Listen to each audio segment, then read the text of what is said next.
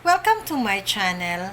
Ngayon po ang vlog natin ay tungkol sa Article 34. Marami po nagtatanong nito sa ating comment section. Tinatanong po nila kung kami po ba ay 5 years ng magkasama or more than, ay pwede na po ba kami wala ng marriage license. Ang apply sa amin ay Article 34. Ito po ay affidavit na kayo pong dalawa ay nagsama na. Pero syempre po, kalakip ng affidavit nito para makatugon sa Article 34 ay ang birth certificate at Senomar na Certificate of No Marriage. So, ibig sabihin, kayo po ay hindi pa kinakasal. Or, yung birth certificate po ninyo nagpapatunay kung ano po ang edad ninyo. Syempre, hihingan pa rin po kayo ng other proofs like billing statement, insurance, birth certificate ng mga bata. Kasi kailangan po talagang ma-prove na 5 years or more than 5 years na kayo nagsasama. Hindi naman po ito i-apply sa inyo kung hindi po kayo qualified. Meron pong isang pagkakataon na may nagtanong po sa akin na sila daw po ay nagpakasal, pinalabas na siya ay 18 instead na 16. So, ang nangyari po, kasama ang palad, ang napangasawa po niya, kinasal pa rin naman po sila through Article 34. Hindi po gumamit ng marriage license. Ngayon po sa kasamaang palad, ito pong babae ay nabiyuda.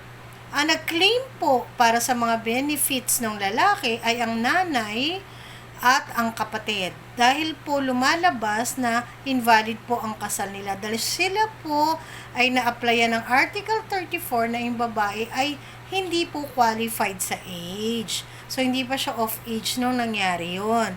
So, kung iisipin nyo po, huwag kayo masyadong magmadali. Kung kailangan ng marriage license ang gamitin ninyo, yun po ang gamitin ninyo. Huwag nyo palusutin ang Article 34 dahil hindi po yan para dyan. At isipin nyo po, nung kayo po ay nagsama at hindi pa po kayo of age, so, kailangan din pong isituit na nasa tamang edad po kayo. Okay? Nagagawin nyo po ang lahat ng ito para maging valid naman po yung kasal ninyo. I hope nakatulong ako dun sa nagtanong sa akin regarding sa Article 34. Hindi po yan palusot para hindi kayo kumuha ng marriage license kung kailangan naman pong kumuha.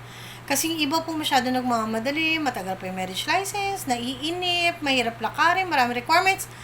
Pero in the end po, talo po kayo. Kasi hindi naman po kayo apply sa Article 34. Bakit nyo po ginagamit ang Article 34? Isa pa po, yung mga nagkakasal din.